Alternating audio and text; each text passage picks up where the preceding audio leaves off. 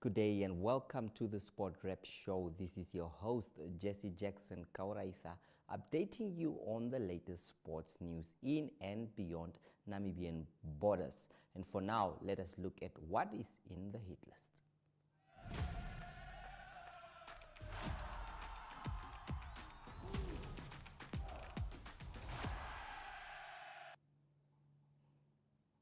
We start off with the big one, current news day, where the FC Ongos ladies team lost, that is 3-1 to, that is the Green Buffaloes of Zimbabwe. It was of Zambia. It was indeed a very difficult match for the Namibian team, and they will have to do it all, that is in Zambia, if they are to progress, that is to the CAF, that is the COSAFA tournament, and it is indeed looking very bleak for them there. We hope that they will be able to bounce back. On to more football news now. This involves the Karibep Football Club as well as Blue Bets. These two teams there, you can see the Namibia Football Association announced that the Blue Bets FC and Karibep FC will contest the Rongo Football League playoffs fixture to determine the EPL champion. The winner of the match on Saturday, 17th August 2024 at Swakopmund Football Club Stadium, 1500 hours, will advance to the promotion playoffs of the Southern Stream First Division. According to the final log standings of the Erongo Football League, Coastal Stream, provided by the NFA on 13 August, Bluebirds swept, that is Namibian Navy FC, to the first spot on goal difference. Both teams finished on 38 points collected from 12 wins, 2 draws and 4 defeats. Bluebirds scored 46 goals and conceded 24 for a goal difference of 22. Namibian Navy scored 42 goals and conceded 28 goals for a goal difference of 14. On to something very positive now that is happening, that is at Augustinium Secondary School. This is about basketball. The Namibia Basketball Federation and First National Bank FNB Namibia yesterday joined forces to launch the refurbishment of the Augustinium basketball courts. The project, valued at 200, aims to support the growth of the sport at the grassroots level across the country, benefiting both boys and girls. The initiative, which is part of a broader sponsorship agreement with FNB, which has increased its commitment to 317,400 for this year. This sponsorship, now in its second year, is set to increase annually and will ensure that school divisions nationwide operate smoothly. To further support the development of basketball in Namibia, the NBF held a coaching clinic in Windhoek last month, led by FIBA instructor from South Africa and the USA. The week-long clinic, held from 15 to 24 July at the UNAM Gym Hall, provided coaches from across Namibia with an opportunity to update their knowledge and skills based on the latest FIBA regulations. The initiative aligns with the Federation's goals of providing efficient coaching development to young players at the grassroots levels. Now, Philip Joseph was at this event and has provided this video for us. They are a beacon of opportunity for the students and the community at large. Through this partnership, the National Basketball Federation has been granted access to use these courts for league games, further integrating the school into national sporting framework. In pursuit of our shared goal to uplift sport, FNB has made a substantial commitment to the Augustinium Secondary School with a total investment of 214,000. The playing surface have been revamped and the facilities has been fenced off to ensure safety and professional environment. This upgraded facility will not only serve the needs of the Federation, but will also inspire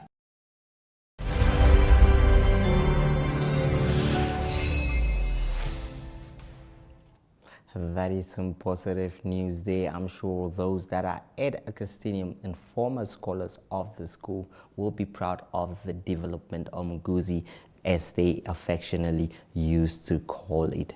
And now on to something different, and this is equestrian news here, where we have something for you here. It means that the Capricorn Asset Management announced its partnership with the Namibia Equestrian Federation, NAMEF, to offer support for the 2024 Namibian Equestrian Championship events in the disciplines of eventing, endurance, show jumping, and dressage. SCAM MD Tertius Liebenberg and NAMEF President Richard Franke formally signed the agreement earlier this week. The goal of this partnership is to promote and develop equestrian sport in Namibia while maintaining the extremely high standards of both the Federation, Equestre International, and the International Olympic Committee, IOC, for the performance and participation, as well as the impeccable horse welfare.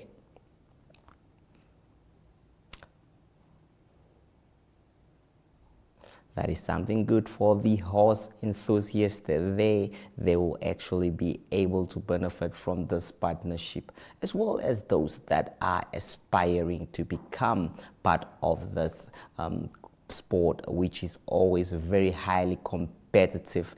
And as you can see, you can always see horses jumping left, right, and center. We hope that the initiative will continue for years. Now we go on to something very inspirational there. It is a young tennis player, Antonio. Well, he has been one of the players that has been growing. Swakopmund Lena Antonio Chivanda is steadily gaining recognition in the tennis world. Originally from Angola but raised in Namibia, the 17-year-old is creating a name for himself in the international tennis world. His journey from a young tennis enthusiast to a semi-professional player is marked by hard work, support, and deep passion for the sport. The young man's interest in the sport started at a young age. What started as a casual interest in the sport and nothing more than fitness activity shortly became a more professional and competitive hobby at the age of 11. Well, Antonio is now competing at big stage and international events. He has become one of Namibia's leading tennis players. That is obviously the future of Namibian tennis, as well as the others that are actually also competing at top events. We will now visit the marketplace, and after that we will dive right into Zoom In.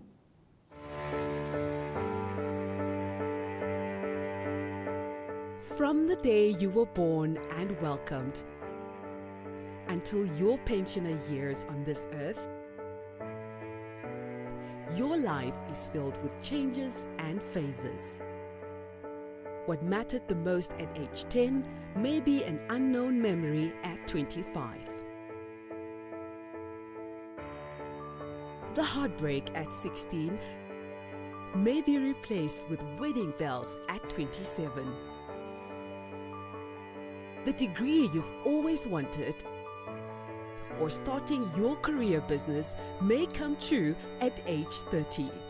And the dream to own your own home may come to realization at age 50. Whatever stage you find yourself in, whatever matters right now, Standard Bank has what you need to bank like you. Choose your own path. Choose endless possibilities. Standard Bank, it can be.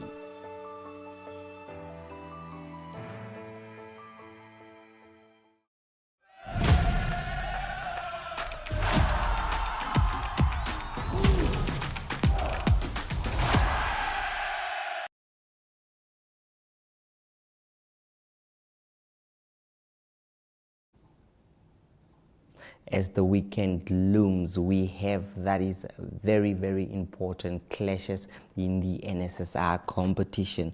The stage is set for a thrilling conclusion to the Standard Bank NSSR Under-19 Premier League as the top two teams, Samsung Windhoek High School and King Prize Windhoek Gymnasium, prepare to battle it out in the final round this weekend. The much anticipated clash will take place at the FNB Wegkop Stadium on Saturday, with both teams tied at the top of the table on 52 log points. VIS currently holds the slight advantage due to the superior 45 points difference. The ever-exciting rivalry between these two powerhouses was reignited earlier this year during the annual Inter-High, where Windhoek Gymnasium emerged victorious with a commanding 35-16 win. Since then, both teams have been playing at an unstoppable tempo, each securing 6 wins from 6 games, setting up the decisive encounter. Now, Otis Daniels has this interview for us. Enjoy. We are in the company of Mr. Albert Aris. Mr. Aris, tell us about your responsibilities at the NSSR. Well, Mr. Otis, I form part of the NSSR executive. My role currently is as secretary for the NSSR. Yes. And I've been that now for the past 2 years. Wow. So enlighten us about the aims and objectives of this unique organization.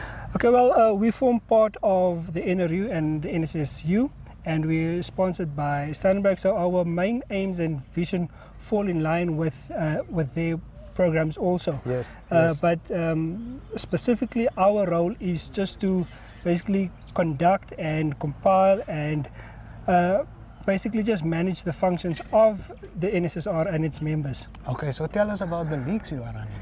Okay, well, currently we have a few leagues. If we start with under 14, we currently have 8 teams in the league. Yes. Only 3 of the teams are technically A-League. Yes. So it's under 14 A and B combined. They play single round, and most of the schools currently are based in Windhoek or in Rehoboth, which is a bit disappointing. But they're currently doing very well. And they're doing well. Yeah. How many players are we talking about here? In totality, we have about 1,800 players. Wow. Yeah. So that's active players in the league. Wow. And then obviously we go through to under 19 with under 15B and under 15A league. Our under 15A league is very much a representation of the Premier League. So you have more or less the same teams and the same numbers there. Okay. It's also something that we'd like to improve on in terms of schools participating in the A leagues. Yes. And then we also have the B league, which is more regional based. And in the regions they play, so to say, a knockout. Yes. This league also has a large number, but currently per region it's not as much. I think the highest amount of teams are in the Commerce region. But obviously we'd like to improve that throughout all of the regions so it becomes more competitive. Good Yes. stuff. Yeah. So I know the Super League and the A League is very competitive. Yes. How's things going there? I think they're going well. It's very much a representation of last year in terms of the strength of the teams. Yes. But it's also something that we'd like to improve in terms of numbers. Yes. But it's doing very well. We have 2 teams obviously that are competing, commerce-based teams, Windhoek High School and Windhoek Gymnasium. But also in the outer regions you have a Maria doing very well, you've got Walfish Bay doing very well, and you have Pro-Ed also doing very well. If you just allow me, also something that we've done this year is we've created a reserve league. Wow. And this reserve league is also regional based, Yes. but it also includes teams that are B, C and D type teams. So they play within the league, and then the top 2 teams go to the B league, the next 2 teams go to the C league, and the last 2 teams then go to the D league. Wow, good stuff. Yeah. Good stuff. So who are the trendsetters this year? Well, historically we have the 2 commerce-based teams, but something that we see developing is that Maria is doing very well, and also Pro-Ed is also doing very well. So I think maybe another year or 2, Yes. then they'll be competing at a higher level also, and that's something that we want to see. Good stuff. Also, yes. Yeah, that means the level of the sport is also expanding. Yes, I think along the coast. As I've said before, the coast does very well in terms of the development as a whole, and that's something that we want to see, the investment within the players. Yes. And then also, I can't emphasize this enough, in the north of the country, Morea is doing very well, and they're doing a great job there because they two towns, basically, they came together. Yeah.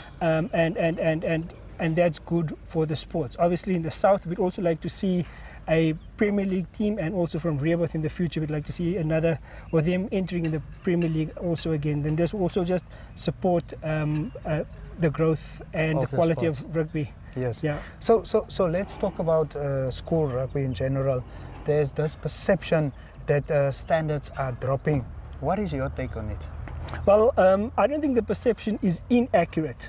I think there is a perception that as a whole, maybe the quality of rugby has gone down, and there are numerous factors to this. Yes. Obviously, after COVID, most sports have maybe taken a dip. Yes. But if you take COVID aside, you have the scenario where in the past, especially during the early 2000s, you had a lot of schools participating and touring outside of Namibia.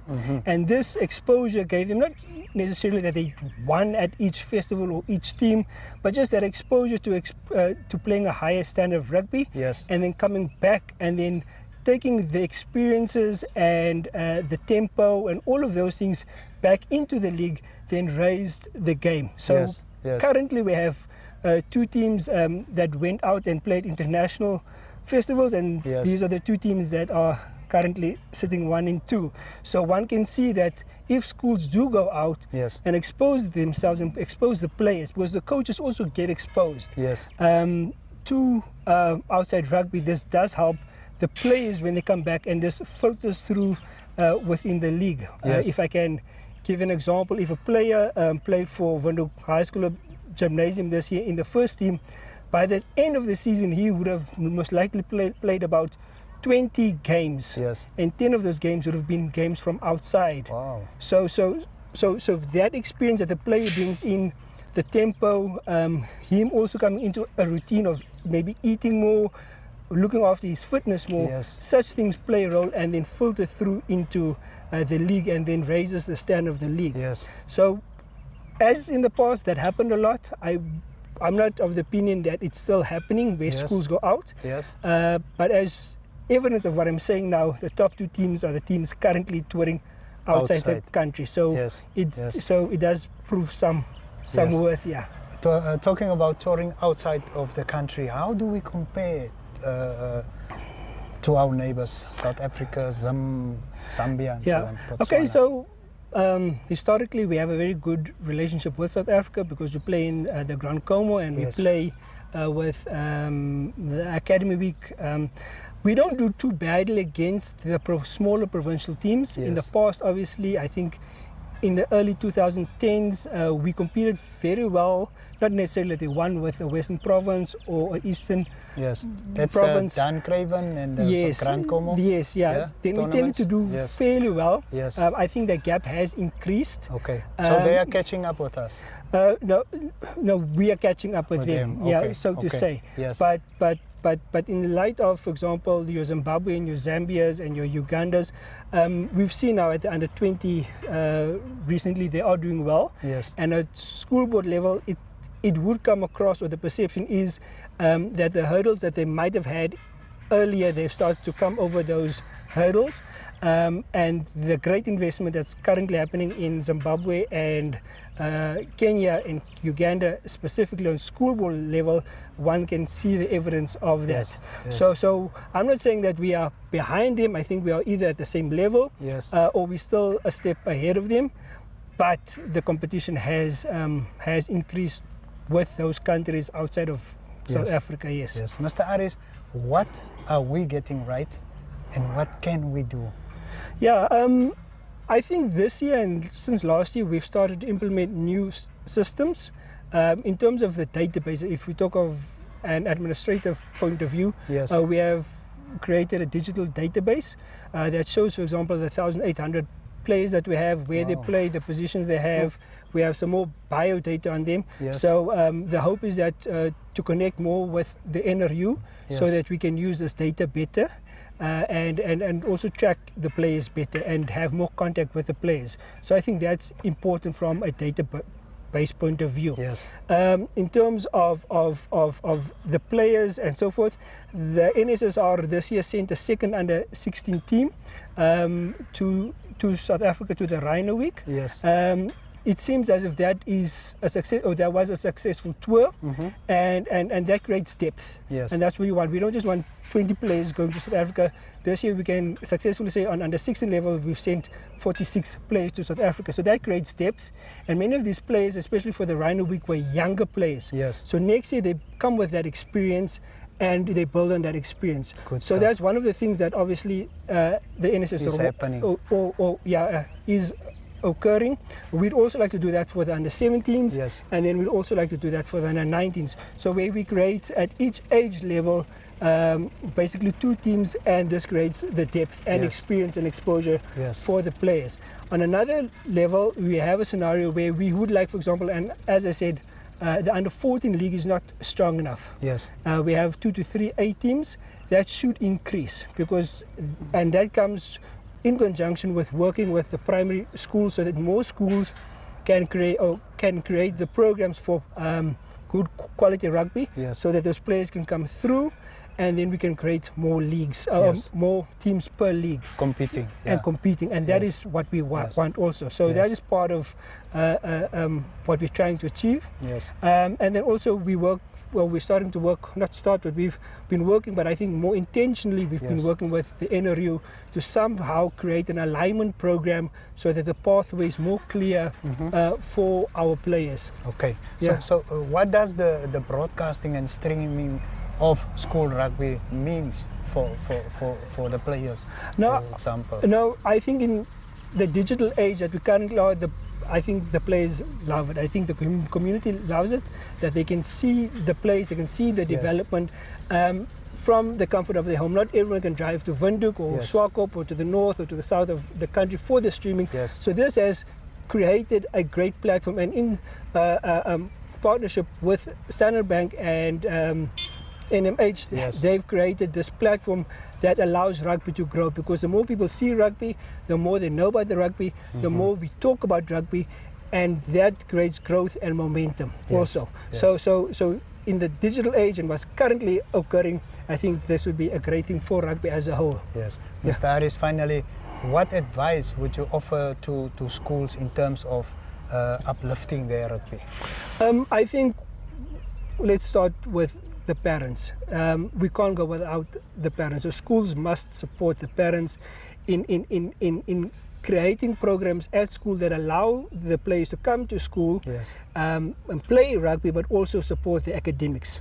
Because a young rugby player just has rugby on his mind. Yes. So schools must create incentive for parents to send the players or their children to school Yes. to practice. So that's number Encourage one. them. And encourage them on Yes. daily. So from that point of view, that is something that I think schools can create, because parents want to see both academic achievement, but also that their children are doing well on the Yes. sports field. So that's Yes. important. Yes. And then further on, obviously encouraging schools, and I think we will do it more so this year at our annual general meeting, is to encourage schools to partake in the A-League.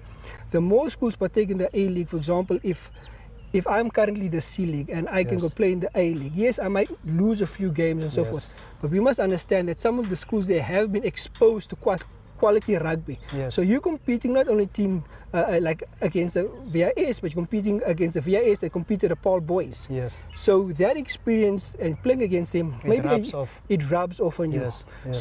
So to encourage teams to, as much as possible, if possible, to partake in the A-League or in the Premier Leagues of the NSSR. You might lose a few, Yes. but in a year or two you will reap the fruits. Thank you so much for It's a- speaking to us, sir. It's a pleasure, sir. Good. Okay, thank you very much.